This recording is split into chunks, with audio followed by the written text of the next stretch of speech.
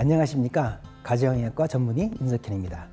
오늘은 우리가 평소 먹는 음식물 속에 들어있는 3대 영양소인 탄수화물, 지방, 단백질이 어떻게 세포 속 마이토콘드리아에 전달되는지 알아보도록 하겠습니다. 하늘천, 즉 대기에 있는 에너지 원자재인 산소를 폐를 통해서 받아서 심장과 혈관을 통해 세포 안의 마이토콘드리아로 보냈습니다.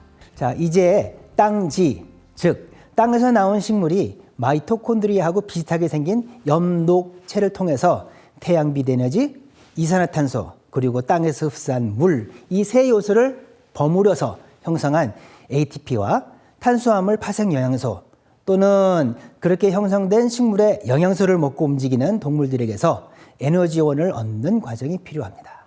우리가 밥을 먹는다는 것은 마이토콘드리아에게 영양분을 공급하는 과정이 되는 것입니다.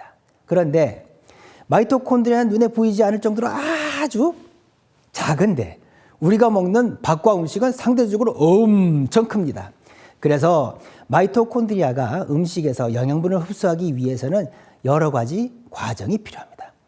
음식물을 분해한 뒤 화학 처리를 하여서 아주 작은 형태를 만들기 위한 복잡, 단단한 과정을 거쳐야만 합니다.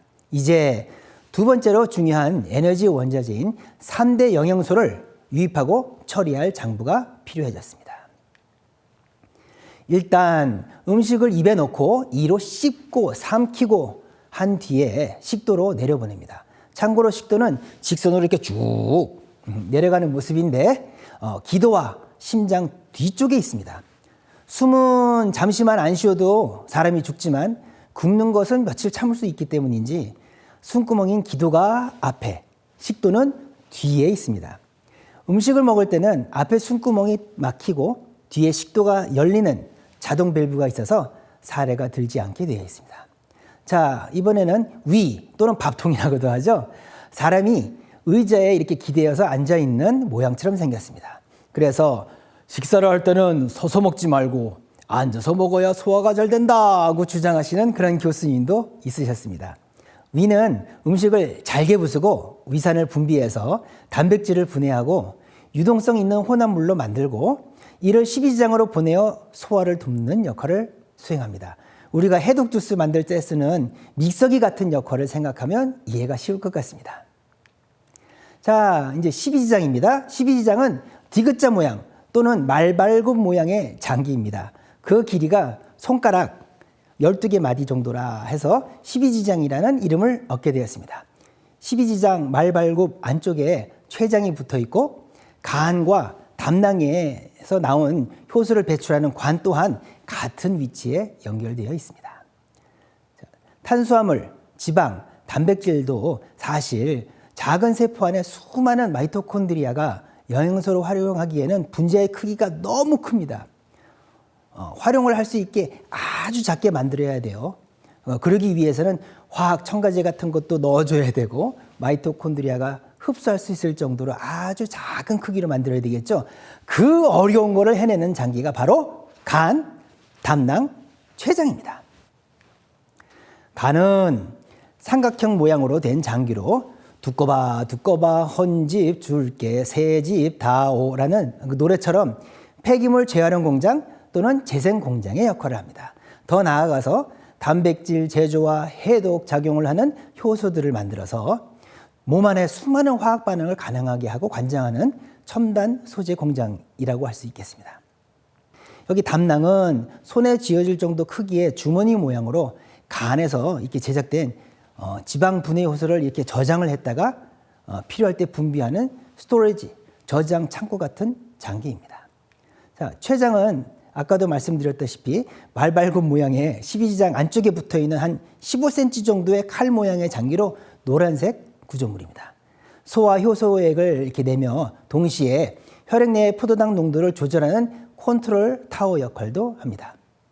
한의학에서는 소화와 관련된 토화작용을 이야기할 때 비장을 이야기하는데 엄밀한 의미에서 한의학에서 말하는 비토는 혈관 정수기 필터 역할을 하고 있는 붉은색 삼각형 모양의 지라, 스플린이 아니고 사실은 소화기에 속하는 노란색 남 모양의 팬크레스 췌장이라고 생각이 됩니다.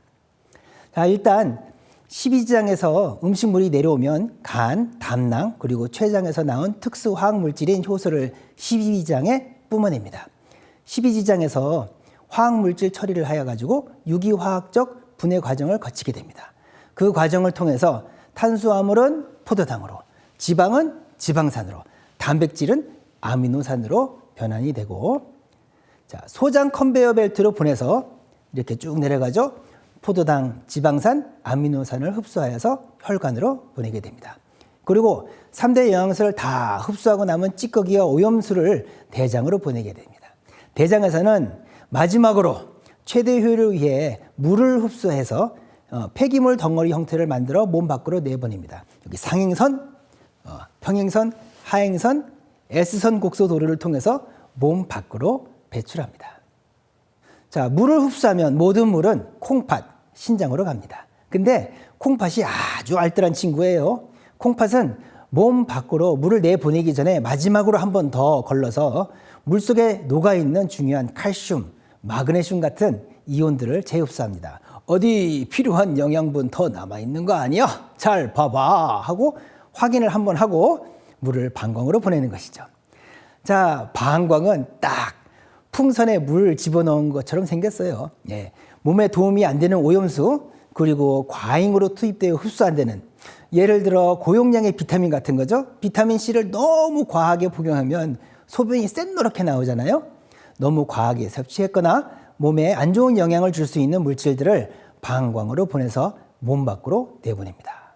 자, 오늘은 3대 영양소 처리 장부인 식도, 위, 소장, 그리고 첨단 화학 소재 장부인 간, 담낭, 췌장, 그리고 폐기물을 처리하는 장부인 대장, 신장, 방광에 대해서 함께 알아보았습니다.